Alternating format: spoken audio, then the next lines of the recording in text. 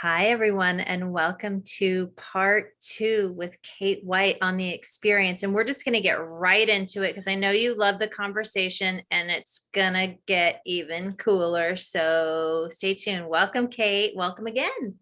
Hi, thank you for having me. I'm really looking forward to this and I have no idea where it's going to go. So it's always exciting. Yeah, it's gonna be a journey because we have already been talking about what feels juicy for us to talk about.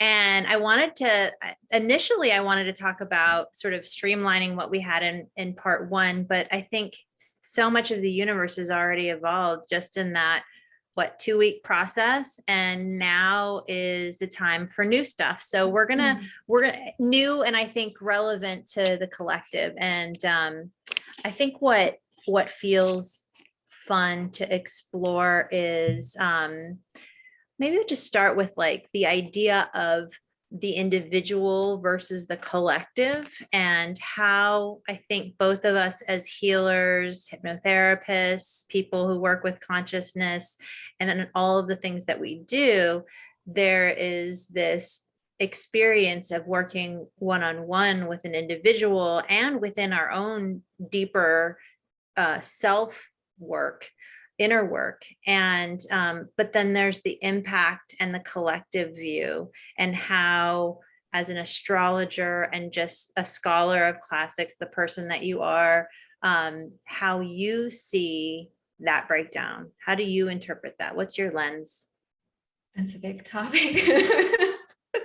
Leave it to me, baby. I'm gonna open up the big vaults, and then but just play. And I mean, whatever, Okay. there's no all Okay. directions, whatever, you know. Got it. Well, what I'm seeing now, and it's hard because I don't want to generalize, but let's focus on the US for the time being. Western culture in particular, that's what's mainly around me. A lot of people grew up where individualization was really important.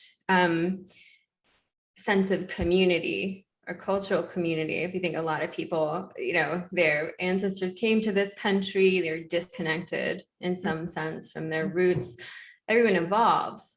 Whereas other cultures, there's this sense of tradition, sometimes literally being on the same land. And it's more continual. So there's in Western culture in particular, I notice there's this desire to be connected, to have that connection to roots.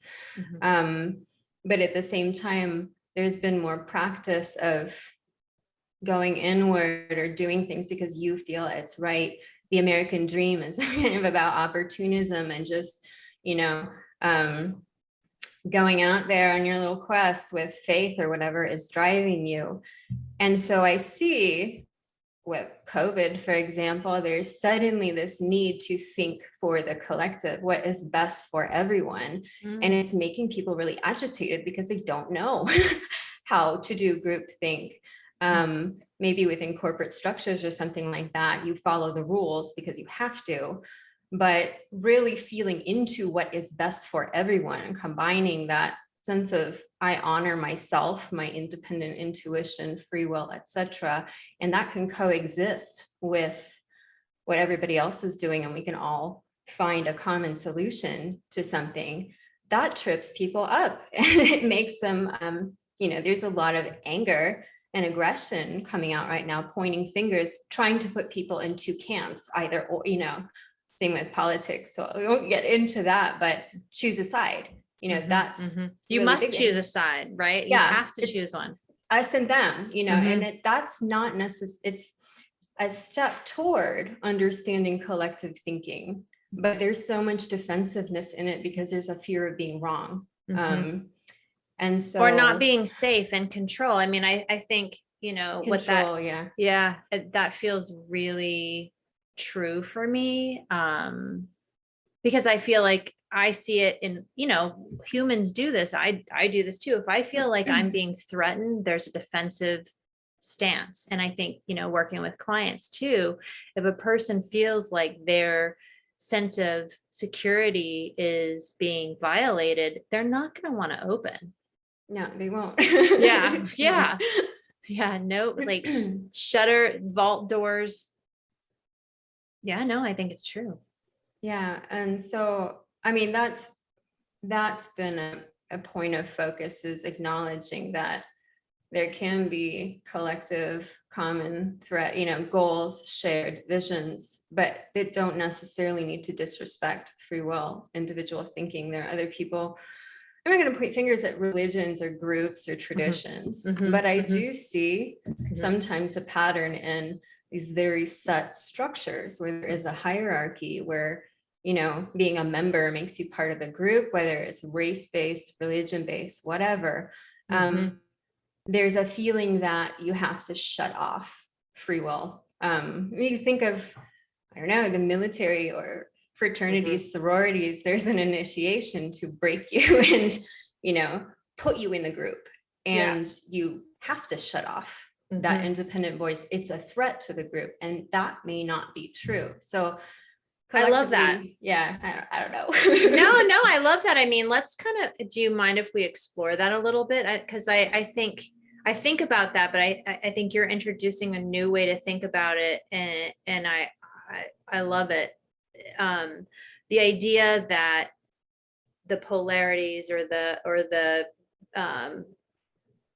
this or that thinking is somehow, or actually, should I say that the free will necessarily has to be shut down if you're going to be a part of the collective. And you use the term groupthink, which I think is often used in a negative context to say, controlled thinking. And I think, when it's done in its best way, it's organic in nature. It has this organism coordination to it. There's a natural flow to it. I mean, just look at, like Canadian geese, or Canada, I think Canadian geese. Yeah. Think of an example where, with cows, it's like the herd and there is the bull.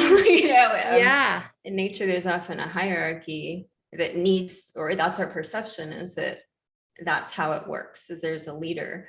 And with people, I don't know, I feel like we're trying a system where there's less of a need for that. I think saying down with the patriarchy, no hierarchies, anarchy, and like, we don't know what that looks like. But again, I don't think it's an either or.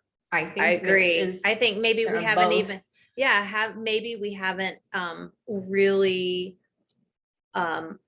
decided as a collective how we want that to look. And I think if we're much of what we're doing is guided by previous patterns. I mean, from an individual point of view, the subconscious mind governs all of the programming that directs our behavior and patterns of thought. And so too does the collective, right? Like all the cycles of history and patterns of being in society are so patterned that we just do what's familiar. And I guess part of what the experience is about, and then what I want to help bring forward, is that we don't have to do that. Like, we don't have to fall in line with a pattern. And, as we know about neuroplasticity as well, we can enjoy novelty and it doesn't have to be scary. I think looking back historically to patterns, taking elements of whatever that fits, but I see people now saying communism, good, bad, socialism, Marxism. It's like, which country are you talking about? Which country system, what point in time? Is that really the same as what's going on now? Or are you looking for an understanding of how to unite people more? But, maybe so that might be what I'm hearing from you, because I love how fair you are when you're discussing things. It's really, I think you take Libra rising. It's just my astrology. I like to understand both sides and balance and harmonize situations. I'm not very good at having a definite point of view. Well, I think that's beneficial in the conversation that we're having, because perspective is everything. So like whatever lens we're looking at, and to have compassion for both, I think is really, important. Talking to my kids, my 12-year-old is like, I'm so annoyed that no one's doing anything for climate change or whatever. And it's like, okay, I understand that point of view. And then how to have a point of view about maybe being more solution oriented, as opposed to like the problem sucks and no one's doing anything about it, to like, well, there are people who are doing stuff about it, and let's look at them. And I think having compassion for the fact that people feel, it's almost, what's being shown to me is sort of like both sides of the aisle are a reflection of the shadow of the other side. Oh, So 100%, 100%. yeah. And so it's like, well, you can have, so from an individual standpoint, the shadow is the part that we tend to hate and despise and reject and marginalize. So too is the other side of the aisle in political spheres or in black and white conversations. Oh, totally. Yeah. And the funny thing is, I find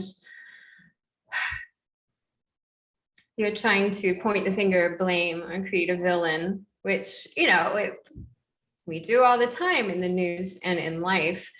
Yes, to some extent, what you feel so negatively about is an aspect of your shadow, but don't also spiritual bypass and say, oh, it's just my shadow, I'm not going to hate on this. Or so it's okay to feel emotion or Go negative deeper. things out, but yeah, go deeper into it. Because I've caught myself on that all the time. It's like, no, I'm not going to pick a side. I'm not going to choose a camp. I'm not going to throw hate at this particular, prominent male figure, because that's just, my personal issues with masculine polarity. But also, there is something very wrong sometimes with people's behavior. It needs to be acknowledged.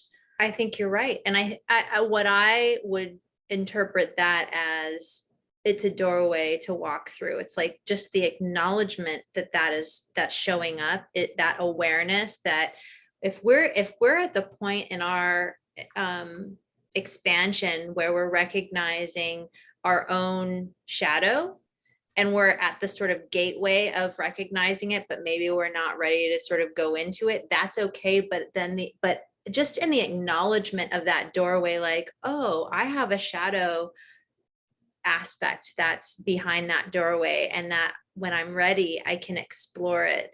I think to me, that feels like an opportunity that will reveal itself and through the acknowledgement, which is very hopeful. But when we just shut the door and run away, that feels like denial. Yeah. And I think like scapegoat mentality has been part of civilization for a very long time. Even our attitude towards, it is controversial. I'm not a doctor, but I'm going to use the word healing. Cut it out, remove it. Surgically. Remove this, rather than there are some healers that look at something as, the key to balancing this is harmonizing it, not necessarily needing to pull it out completely, but create an environment where it neutralizes itself and is no longer a threat. Functions with the whole. So we covered that one. Tick. So in the space of healing, and we're going to use it freely because that's what it is. We can talk about relationships to secret, because that's a perfect segue to what we're talking about. We're talking about shadows, and shadows are the secrets that we keep from ourselves, our blind spots, our and shadows and secrets may be different than blind spots, but sometimes not. So you had mentioned to me when we were preparing to come and do the show that secrets are an important topic for you. So give me a sense of why. Tell me about it. Sure. Well, I'm Pluto and Scorpio, so there's experience of disempowerment, but also empowerment in going into the hidden realm. So it's a very strong point of focus for understanding the deepest aspects of myself. I know. So that's the personal motivation for exploring it. The work I do in any esoteric work, whether it's divination, pulling cards, astrology, hypnotherapy, you're going beyond the surface and working in that realm. So I would consider it the secret realm, what people are only semi or sometimes not really aware of at all. And it has a value, as you would probably attest to. If somebody is trying to make a change and they've tried all these, change your habits, whatever, and there's something still holding them back, it often requires going under. You want to design a website, get through the work on the coding, the back end of the situation, open the computer up if there's a glitch, to figure out. I love that. Yep. And so it's because it's hidden, there's often taboo associated with, that stuff, anything that's under the surface. Because you are going under the surface, you're dealing in some ways with a potential reality realm. I'm going to try.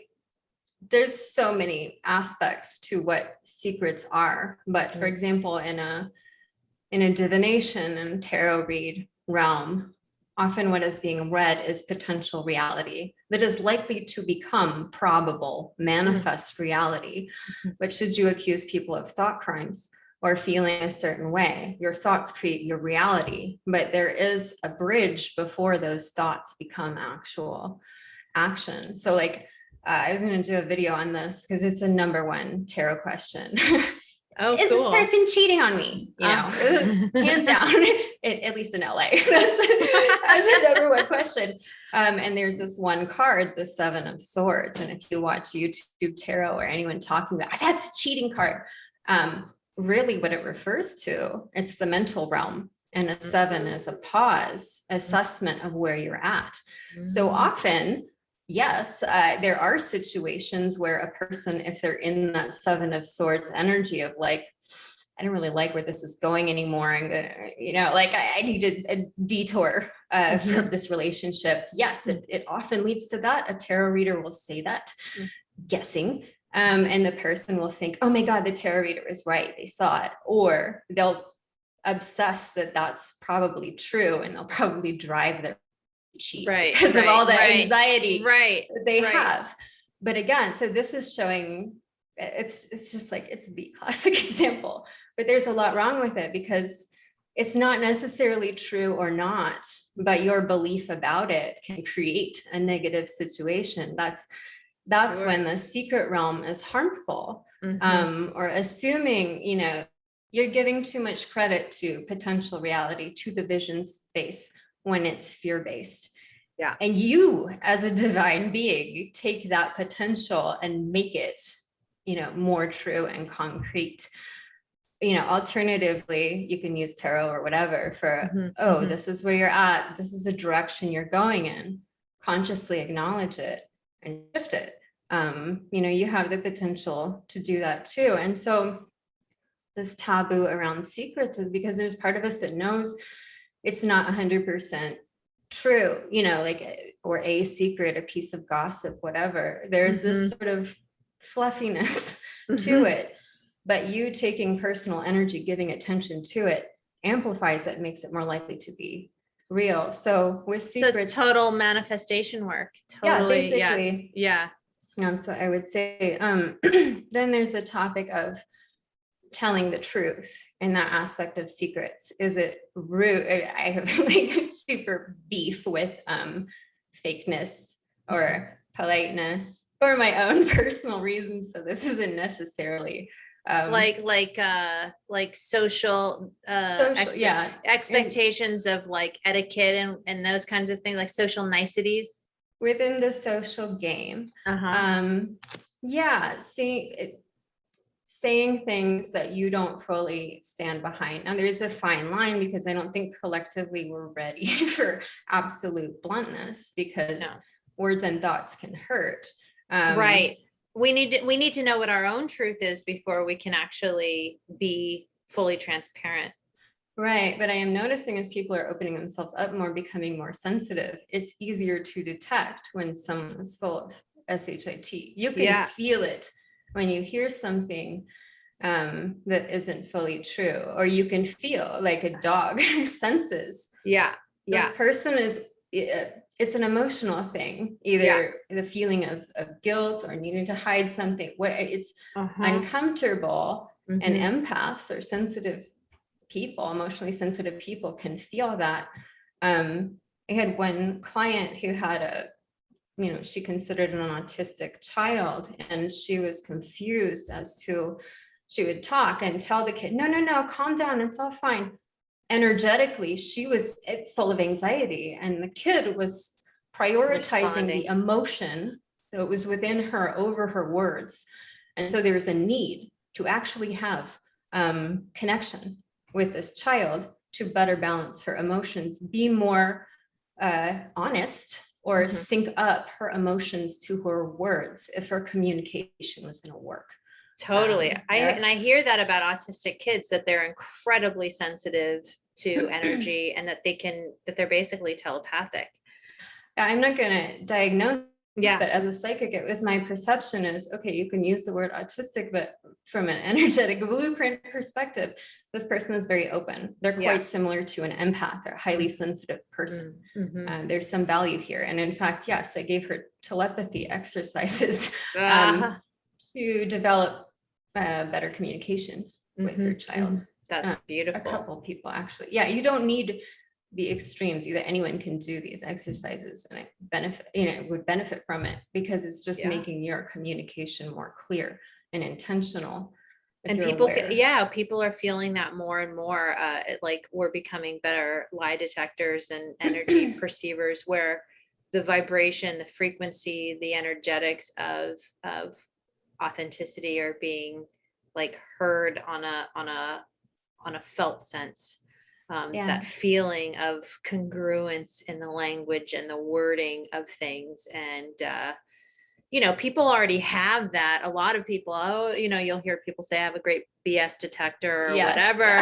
And it's like, but then they'll simultaneously go, but I really want to open myself up because I'm not sensitive. And it's like, okay, but I want to encourage you to notice that you already are sensitive here, and you're doing it. And I think we're awakening as a collective to our sensitivities, because I remember not that long ago, sensitivity was an insult, and it's not an insult anymore.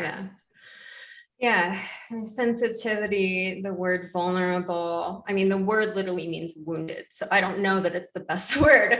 Vulnerable is, well, a woundness is a wound. I think it's been a while since I did Latin, but this idea of opening up means that you're wounded in some way, or that you need to be, operating from, there's a negative connotation.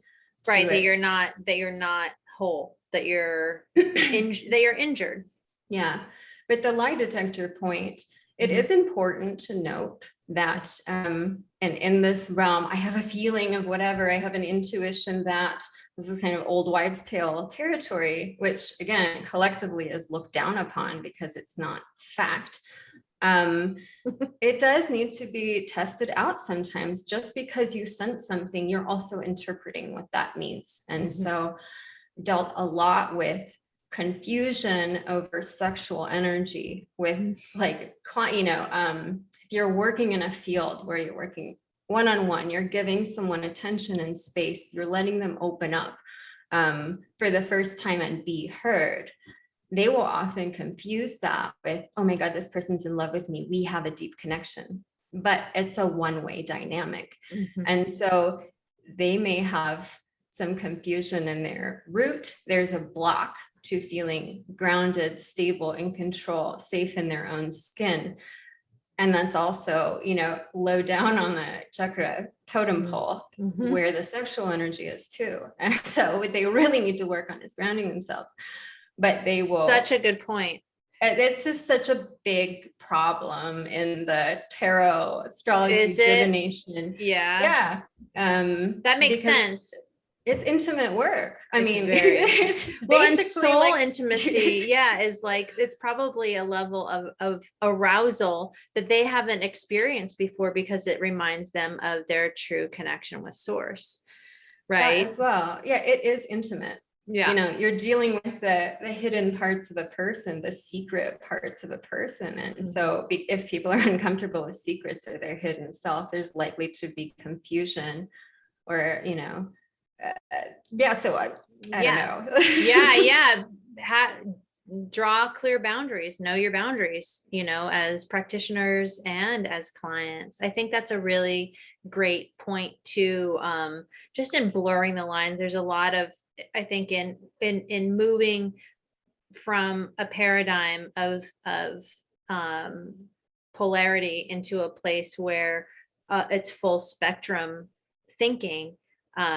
There's a softening to a hard stop. It's like when you have something that's like empirically verified, there is this hard stop, but then nonetheless, people use their lens of interpretation to distort, even if there is verifiable proof. So I think there's softening that we can explore in a loving, non-competitive way, just opening to, like, whatever your point of view is, there's that free will component where it's like, that doesn't have to infringe on my freedom if your point of view doesn't line up with mine. And our point of views never are concrete. I mean, I think that's a human perception. It's not a soul perspective. It's, if you feel like, I absolutely know this to be true. I know people get really annoyed when I talk about how truth is really subjective. But relative. It's totally relative. And it's not to insult anyone that has a strong, firm belief in what they think is true. I had a mentor once, and he had this great quote. It's probably still at the bottom of his emails. Everyone is trying to prove the perfection of their own perception. This is great. It's so true. Yeah, it's a threat. If you're seeing something that is contrary to my belief, that means, you're right, I'm wrong. And it's not seeing that the situation here is a co-creation. That we are building together, that everything is evolving, and there's my contribution, your contribution. We can learn from each other, right? Good or bad. Amen. And it, what was it, the book of The Structure of Scientific Revolutions by Thomas Kuhn's? Have you read that? No. It's that, I mean, it's sort of I think it came out in the either 70s or 80s, but this guy was talking about how there are scientific revolutions in academic scientific communities, but the way that it's established in the academic world actually prevents scientific revolutions from happening, because these professors and leaders in academia are so beholden to their theories and their career paths that they necessarily must prevent these new, younger hotshots from usurping their power lineage. And so that although science is supposed to be a path of constantly growing and learning and always expanding, which I believe the soul path really is, like what we're doing on a human level or spiritual level, being a human in the human experience. But he's like, the way that it's set up prevents these scientific revolutions from happening because they're squelched by ego, essentially. And I certainly saw that to be true in my higher ed experience. It's a And fine line though, because there's a dark side of progress as well. You know, I don't want to progress get into must be in quotes, right? but evolution, Uh-huh. because there's, yeah. But again, how sustainable and grounded is it when it's actually applied to the real world and everything within it? And sometimes taking it slower. Oh my God, I invented this new thing. Oh, but it also causes cancer because it's too intense for a human body to be, you know, around. We need to figure out a way how to purge some of this entropic radiation, whatever. Right. So I agree. And isn't there ideas a way too, though? Like, you know, you can get so hung up on a new idea that it puts you in this revolutionary state where you want to tear everything down, throw the baby out with the bathwater. You know, so this tempering progress, evolution is important too. So the crusty structures have a place in slowing things down, but I think a little more balance is required. kind of like a defense mechanism. You don't want to blast open the walls of someone's defense mechanism if it's serving them currently. Like if it's not going to get in the way and injure them, it's not going to cause injury. And I sort of hear that as your caution. And I think there's also just doing the spiritual hypnotherapy sort of path for the length of time that I've been doing it, and just seeing over and over and over again from a soul perspective that whatever's coming through, it's all okay. Like all of this is good. It's not bad. These are explorations that the soul wants to have, that the collective wants to have, and being in a place of honoring what shows up. And not to say like everything should be celebrated, but that these are all explorations that are wanted on some level. Well, this ties back to the individual collective. You know, what do we share? What do we all stand behind? And what should not be restricted to smaller groups where it can be tested out or whatever before it's adopted by everyone. Just explored. Yeah. But again, you know, because there's pressure, because there's fear, it snaps people into that either or thinking, right? You know, like it's life or death, you know, it's all or nothing. And we were talking about the problem with all or nothing thinking before this. And I don't know if you want to talk about the heart or we do. Yes, absolutely. I mean, it relates to heart, right? Ultimately, because the heart is a mechanism for our expansion, or it can be shut down to keep us stuck in our tracks. Yeah, and I'll say it again because it just comes up so often in my work, as people describing others as having a closed heart. Either or, it's open or closed, or I need to open my heart, instead of what is required to get the feeling and sensation that that person is looking for. They're using the word closed. But what they really mean is I feel disconnected to my heart. And maybe the perspective that my heart is never closed. It's just ready to open up more. And I'm ready to align with a feeling of having more openness in myself. So much more spacious, isn't it? It's like just the use of the word closed, right? Sort of puts this structure there where it may not have even been. Yeah, I was talking about boundaries with a friend, and I remember I hated that word growing up because it felt like this freaking wall. It's a Trump wall, you know. It's like, God, I'm gonna have to like build this, you know, tower around me, and then what if I change my mind? Then we have to dismantle it brick by brick. And recently I read someone describing boundaries as, no, it's more of a gate that you can consciously open or close with, you know, honor yourself. And right, like, it can be flexible. It can be permeable to what you want, right? Yeah. And so, yeah, again, it's if I'm going to say the biggest collective problem is perspective, but it is an issue when you're pushing yourself up against a wall, and it has to be one thing or the other. And that's not necessarily, I mean, black and white thinking, uh, well, historically, has been around for a while, good, bad. And I think that is one of the things that we're learning to feel safe breaking out of, that it's not the same thing as being confused or ambiguous or a threat, because we don't know which side you're on. Yeah. It's Yeah. different. It's, I think, being able to hold space in that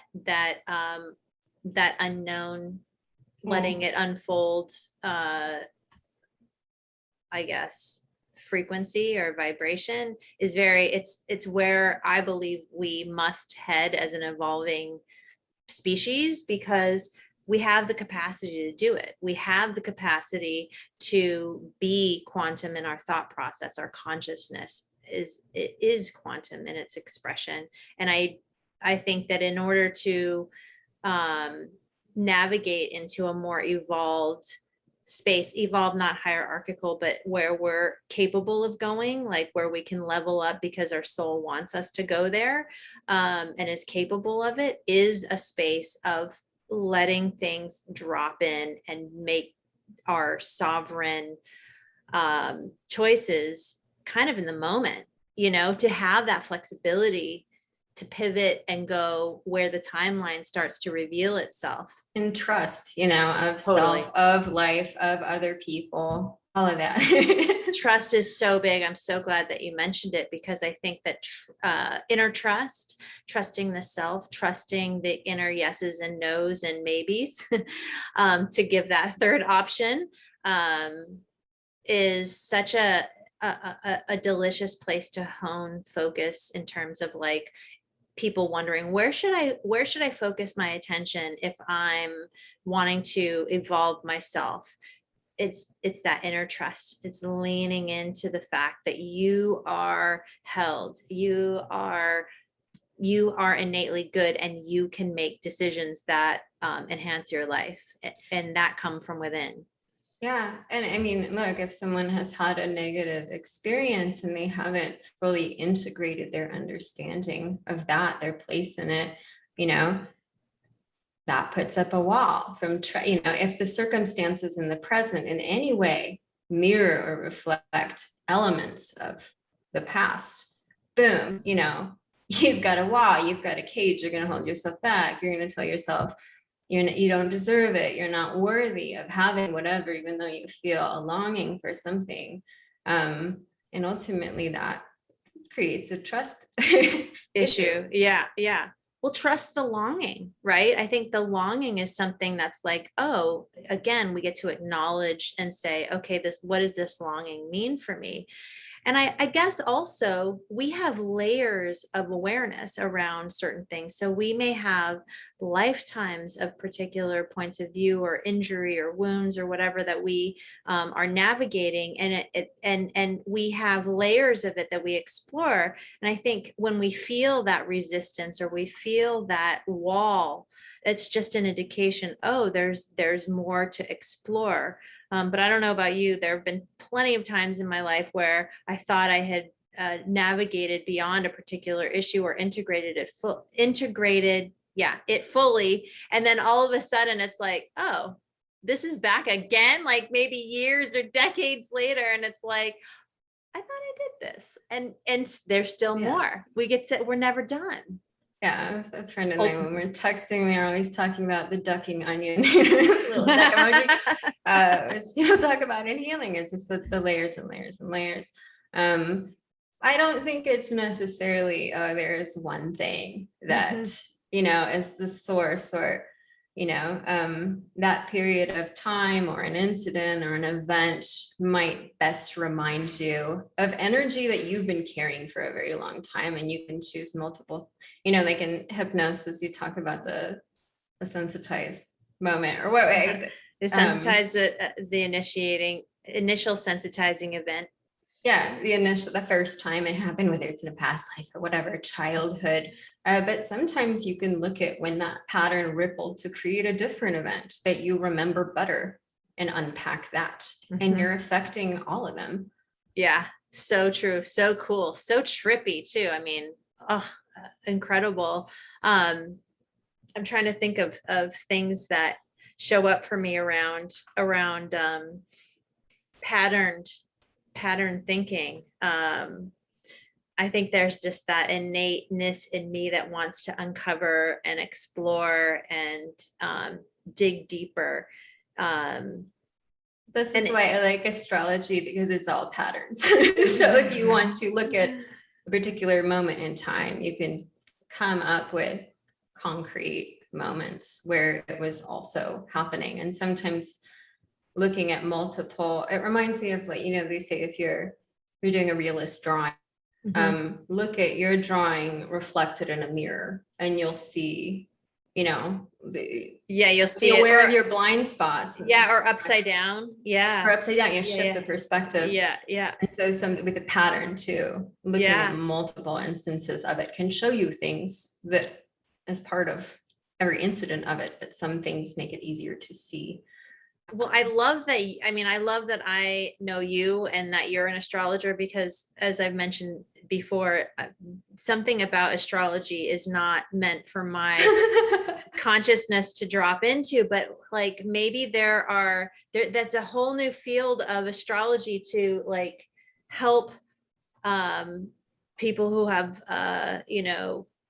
who learn astrology. Like I like the symbols and all of the meanings and times and dates and all of that stuff are just the things that my brain is like, nah, you don't need to know that. You can do it intuitively. Okay. Yeah. So tell me about that. I want to know about that. Well, same with tarot as well. All divinatory methods. I think it has a little bit to do as well with balancing feminine polarities within everyone. Gender has, biological body has nothing to do. Well, it's not restricted. Everyone has masculine, feminine polarity within the self, or sides where one is perhaps more analytical. The other one is more open about receiving, receptive. And traditional astrology is all number crunching and analytics. But the intuitive side is the interpretation, is the channeling, if you want to call it that. And sometimes casting a chart.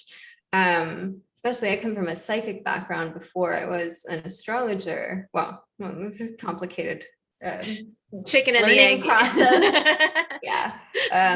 But you can look at a chart, and simply the shapes, the geometry of the planets can be enough to trigger you to know exactly what to say or what to focus on. It has nothing to, yes, you need to cast a chart, but it's basically an exercise in channeling. So it's not textbook astrology, but you're using the astrological matrix to access your point of connection. That resonates for me big time. Yeah. That totally resonates for me. Yeah. And then I think being a master, good astrologer is actually both. Because if you're looking at a chart, you intuitively need to know what to focus on, because it could be anything. Ton of data points. You have to choose. And whether you flip a coin, point your finger, or just do it mathematically of what needs to be focused on. There's that with tarot as well. Not an oracle deck, but traditional tarot deck has a very specific structure to it. It relates to a complex tree and mapping of all the potential situations that can come up in life, growth and decay process, all of this, the history of creation and the experience of it is embedded in the structure of a tarot deck. Most people maybe don't know that. So I didn't know that. Trendy now. Yeah. However, you can also just as easily pull a card, open your mind, look at the picture on it, and just channel, oh, my eye went to this yellow section, the sun solar plexus, and then string a narrative that is relevant just based on what you see. Which is like, what's that? When you like psychometry, when you're like holding an object and you're getting an intuitive hit from that, and then like doing a read with a person, it sounds sort of like that. That is so cool. I guess I never put that together. I've played with, with oracle, any kind of oracle card, and done intuitive stuff like that, and that feels totally resonant. But I appreciate you saying that, because it helps me feel like it's not an absolute, like, no, you can't go there reality. People For need me. to feel like an authority. Again, it's a secret, taboo, the occult. Everyone is practicing it and learning more about it as they go. They feel a need to completely understand something that is always going to be partially hidden. And so you need to be a little curious. Like I love testing stuff out. Does this work or not? Totally. And I look at clouds and get a reading from that. Can I, my dirty dishes, can I create forms out of the bits of food stuck to the plate and get an intuitive read from that? Yes, you can. Cool. Do you want to? I don't know. Yeah. That's so cool. I love that. You're basically just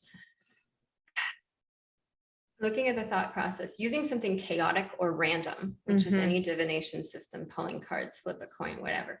And then you're taking that random thing and connecting your first thought to what you see. Right. That's totally connected to your subconscious. Whatever you're obsessing about, whatever is most pressing in your subconscious, you are going to project onto whatever the hell you see. Again, tarot, relationship sphere. You're in love with someone, you see them everywhere. Everything reminds them of you. Yeah, because you're fucking stuck in a situation from the past. And that's again the issue with the secret realm, is it necessarily true, or is just something that has imbalanced energetic hook in the subconscious, and it's forcing you to write your reality in a certain way. Absolutely. Yeah, that's the frequency or the layer of the onion that you're in. Right. Yeah. So playing with your intuitive and probably scholarly read on where we're at as a collective, before we start sort of closing this conversation down, what would you say is important for us to know from and not to put too fine a point on, I mean, it's really just I'm curious what you think is interesting and important from your own point of view. And I think others would agree. I mean, it comes back because it's most present and pressing for this year, especially. I'm focusing in my mind on one particular aspect in astrology, which illustrates the vibe that's going on. A square, a conflict between Saturn, which is the need to make rules, set limits, establish boundaries, honor the long-term slow grind towards something is of value only if it can last the long term, even if it's incremental growth, versus Uranus, which is let's break down the wall, progress at all costs, lightning bolt, rebellion. This is crap. Let's flip the table over, throw it out completely, not think about consequences of long term. It's just been building for so long. We need to get rid of it. So this year has both of those at odds with each other. And there's this feeling in the collective right now of like, we need the progress. We also need to stabilize ourselves enough so that what we create is sustainable. And there's sometimes it requires a shock, an opening, throwing out a piece of baggage or whatever, a system, a structure that has been holding people back. Rather, clean out and maybe a re-examination. Yeah, a re-examination, but also it's important to have long-term thinking. I was focusing on, I just love like the boomer millennial memes. So I was trying to understand like, what is this? What is this war about? I grew up in Silicon Valley. So you'd have, people in their 20s making, so much money. What they're creating though, doesn't necessarily have the experience of living a longer life. And so, yes, you can come up with something cool, but now everyone's a technology addict because what was created is just too potent. It becomes a drug effectively, and susceptibility to what's new and exciting, whatever, without the long-term perspective of, is this something that I can healthily use every day, or that is going, to support me in the long term? That's an issue. I mean, it's not they can't expect younger people to have a longer term perspective. Right. It's totally not in their development process. So do you see sort of from your perspective and from like a astrology point of view, a shift in, because it seems like so the millennials are aging, right? The millennials are aging. The younger generation, the Z's are coming up, right? Those are my kids' generation. And then does it go Gen X, millennials, and then Z's? To be honest, I think there's some fluidity with the labels, especially the ones that have come up recently, which is why I wrote about maybe we need to redefine generations in terms of astrological patterns and planets. Or every 7 years? 7 years, yeah, 7 years would be tied to Uranus. And I asked people, like, what defines your generation? And the majority of mainly younger people said Uranian type things, innovation, technology, computer, breaking the mold, whatever, out of the box thinking. It makes sense that these younger generations would sync up to that for very specific reasons, locked to the recent past. But yeah, it's worth thinking about what do you have in common with your peers? What is your goal as a generation? What are you here to do? What's the type of entertainment that you're into and putting out there in the world? The TV shows and stuff in the 80s were creepy. And now they're trying to bring it back, Stranger Things and all that. There's like, there's this nostalgia for these like really weird and very disturbing storylines, I don't know. I think that aren't the disturbing storylines a reflection of the dark shadow coming up to be reconciled? Certainly. But just in terms of what is popular entertainment wise, as the decades go on, you can identify very strong points of focus. It's all perhaps shadow. I mean, that's the subconscious creative realm is what's hidden, and being inspired is pulling that out, throwing it on a canvas. But I like using astrology to identify trends or predict trends or fashion or whatever, because it's so obvious, what the next flavor is in the progression of planets, where does shadow live for the next generation. That's what you're going to see in art and music culture. So yeah, that's such an interesting conversation. Yeah, no, that's so fascinating. So what does the astrology purport for the next couple of years? Oh, it's messy. It's messy. Messy. I mean, we're in it now. Basically, we've just, right now we're calling into question a lot of structures, a lot of things that we held to be true. All of it. And we're raising hell this year, deciding what is better, either or, throw the baby out with the bathwater, whatever. What comes after that, though, is a necessary rebuilding phase. At some point, you have to stop, throwing bricks and build a structure with it.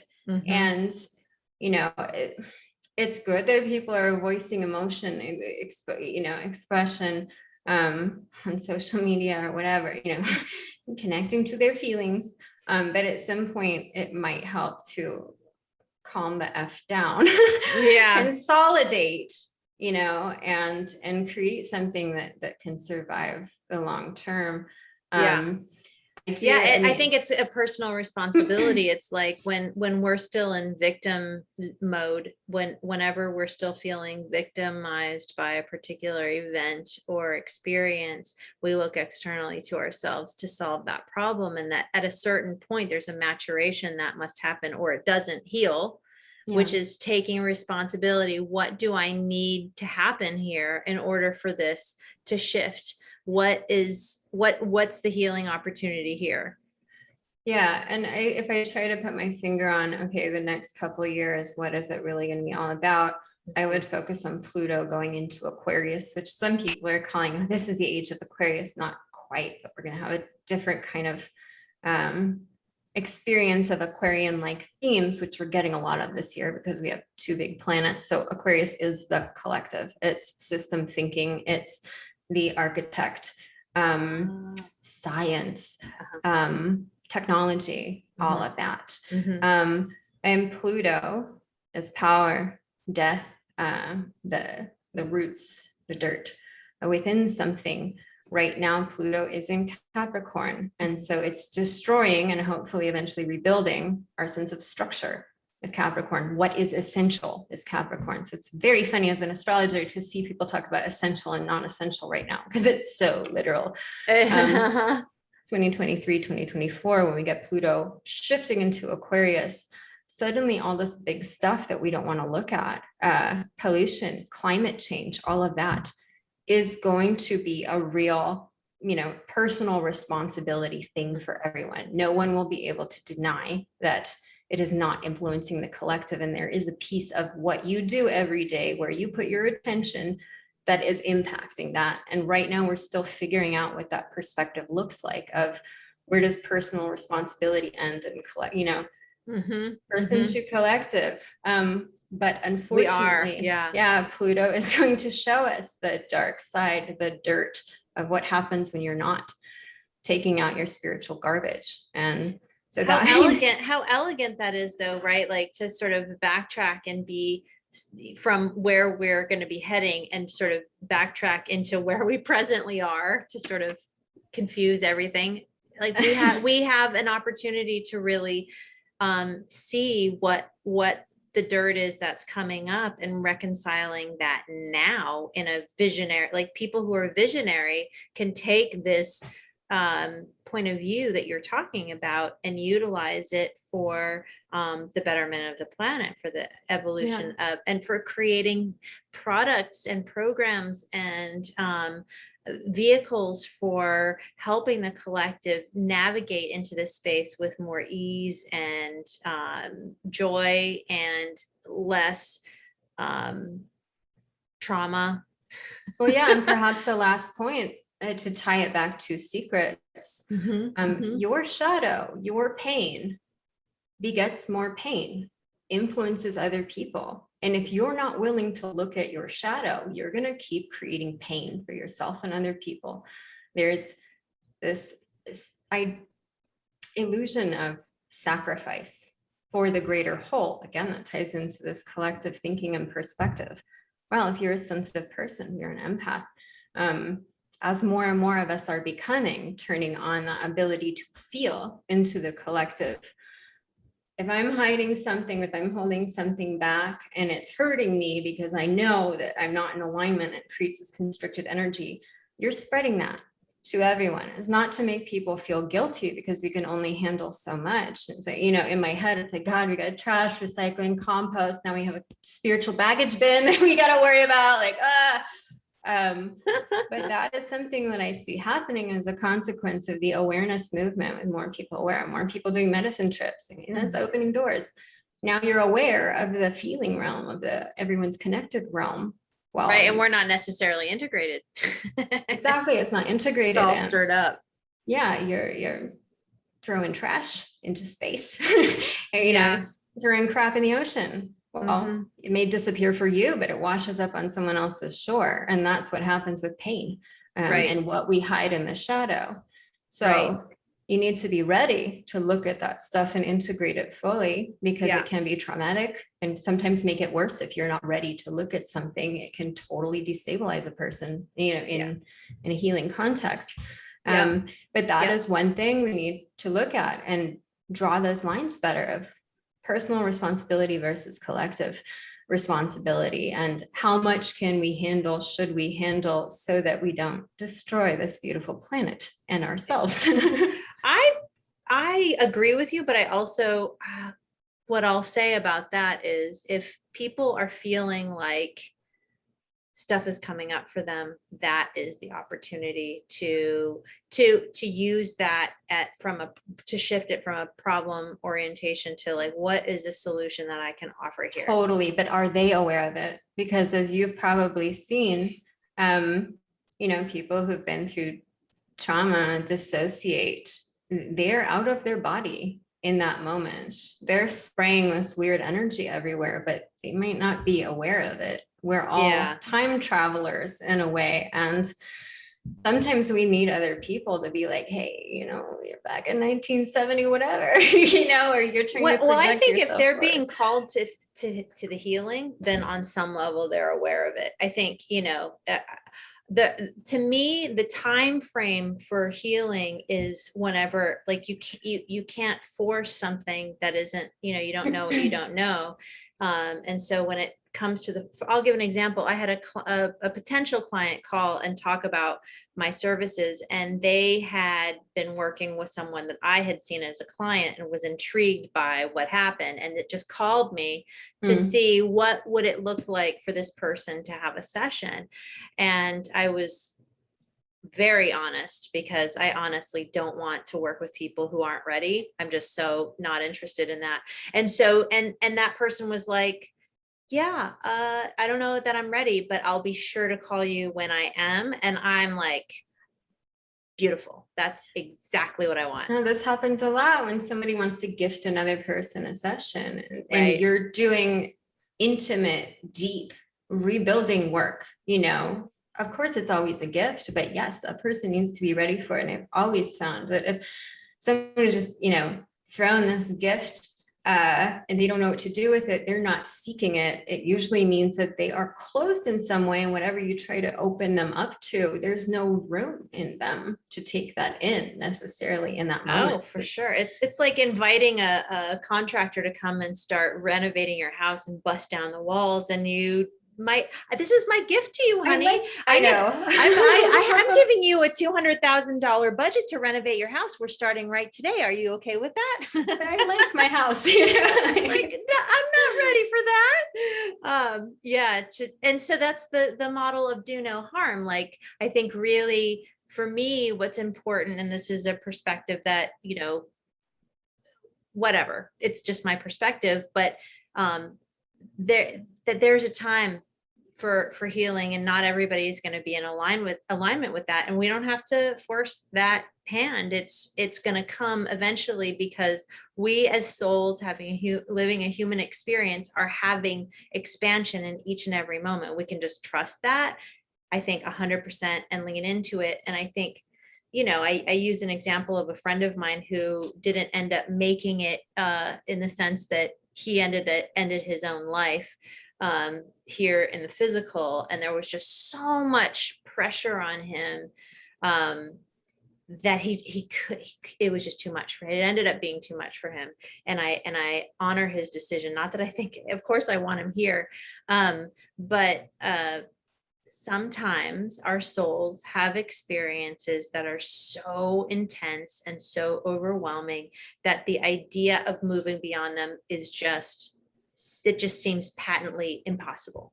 And I just suicide, crossing over, and death is a topic that I think a lot of people are uncomfortable with, and merits its own discussion because it's complicated. And I think it is a worthy conversation, and something that is worth spending time on, because it is a taboo subject. It is a secret shadow orientation in our culture. It is such a big shadow that the anti-aging industry is. We want to live forever because we are uncomfortable with the idea of things dying, Which is there's so ending, not necessarily, that kind of death. Well, and it's fun to think about. I think when you have death, to me anyway, is kind of fun to think about, because it is just death is a perception from the human experience, but there is no such thing as death. But if you do not have a belief beyond this physical self, it makes perfect sense that you would want to, that you would be afraid of something ending it.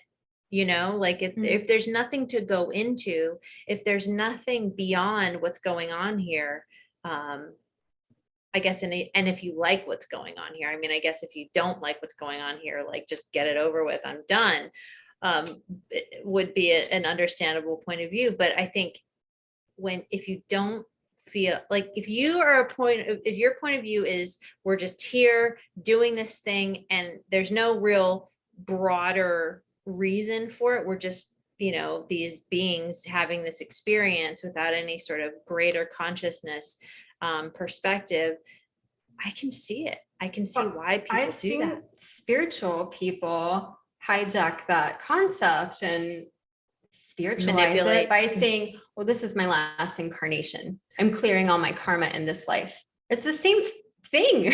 It's this recognition. I'm not coming back. I'm done. This is my last incarnation. Mhm. Yeah. It's like, okay, all right.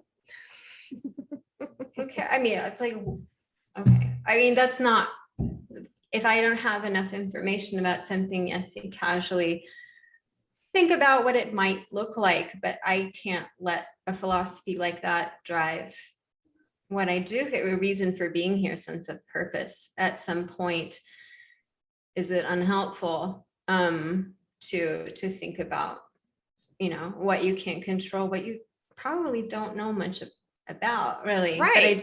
But Which is part of the experience, in my opinion. Yeah. The experience, yes. Yeah. But cultivating a healthier relationship to death, to ancestors, to this notion of the other side, understanding what it means when you sage something, not just because it's trendy and cool, but learn to feel or see what you're actually doing. It's like yoga too. You got to go through the motions at some point. Learn the poses, feel comfortable with it, not set the house on fire. But at a certain point, start breathing into it, start connecting. With all this esoteric stuff, there are many layers of depth of what you can learn from it. So I just wanted to mention that. Yeah. And you can I emphatically believe that you can always go deeper. I'm a deeper junkie.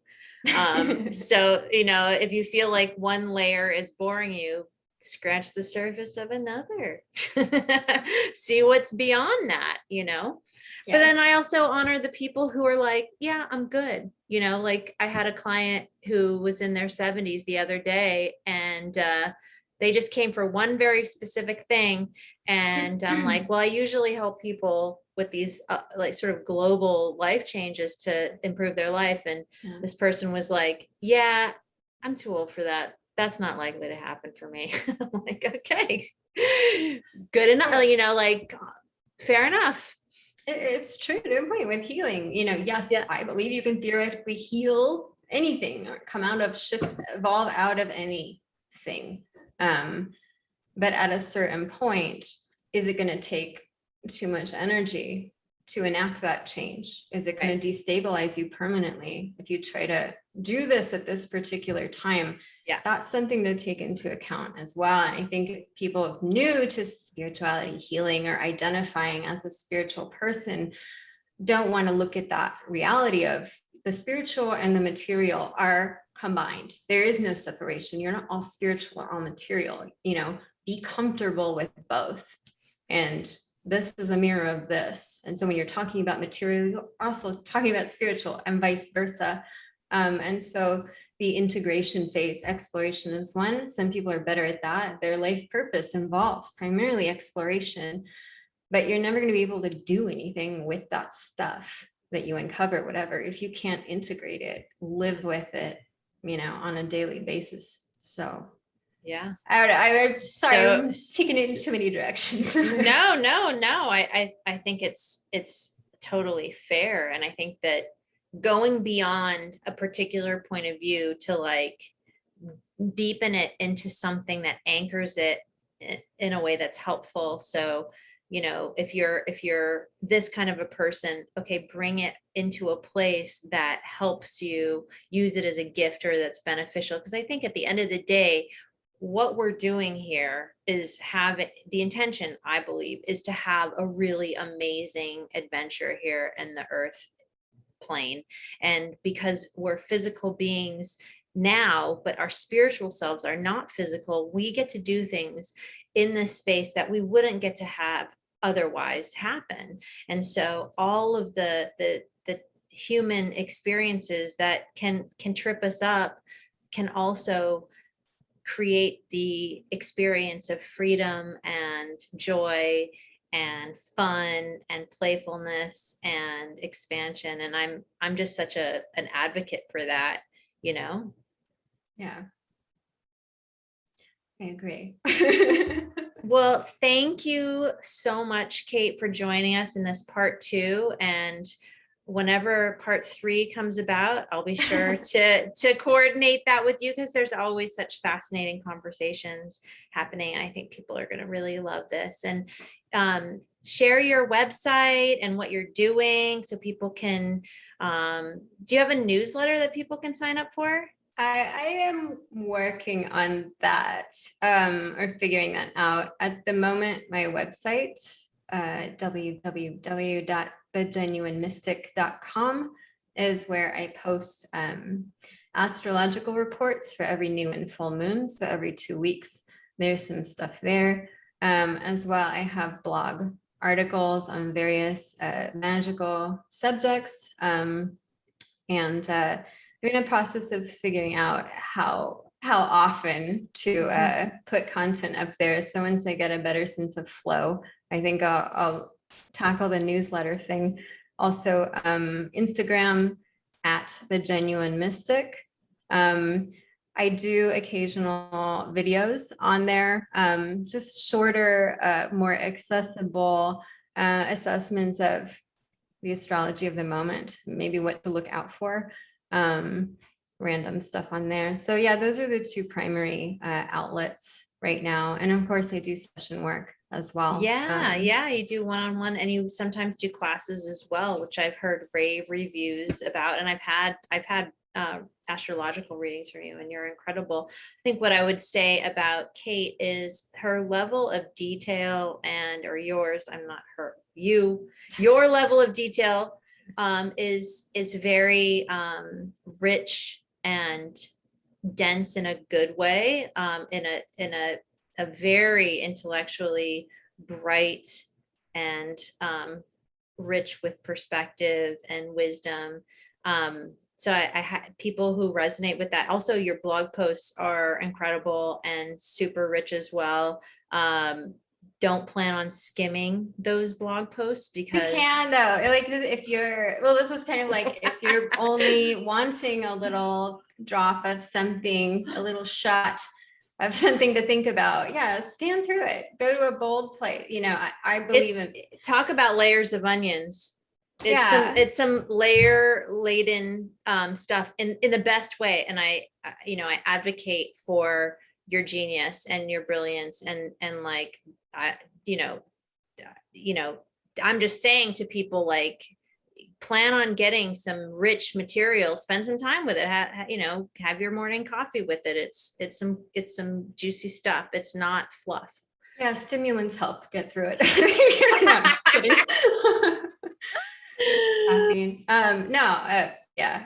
It's intended, and that's partly why I haven't put out a newsletter, is because I do have absolute beginners or kids that want to learn about astrology, and also people that are doing it for a long time. And so trying to figure out a way to present content that is for all audiences is something I'm in the process of. But generally shorter video content is more accessible and fun. The longer writing, there are paragraphs in bold where if you just want the nutshell, go to it. If you want a more in-depth or comprehensive look at the issue, then yeah, read the whole thing. I encourage you to. I do too. Thank you so much, Kate. And I'll just say, before we close, if you are a conscious woman who is interested in a community, go to my Facebook group, Conscious Goddesses Level Up, and join that group, because we're all a part of that group that's wanting to evolve the consciousness of humanity. And if you're a guy that's interested in a group that's doing that, let me know. Maybe I'll create a group, or I'll direct you to someone who's interested in doing that group. But this is a non-competitive model for group connection and sisterhood. And I'm also doing mastermind groups. So if you're interested in that, I'm in the midst of a 4-month mastermind right now, but I'm always developing groups. And I also work with people one-on-one. And my website is, I was going to give the wrong website, younghypnotherapy.com. And I'm accessible to you. So just because I have a YouTube channel doesn't mean that I am somebody who's unavailable. I really like the idea of being available to people on their journey in this human experience. And that's why this show is called The Experience. And I honor your journey. So thank you again, Kate. And Thank you. yeah. And everyone who's watching, thank you. Have a great whatever you're doing. Yay. Agreed. All right. Thank you again. Yeah. Bye now.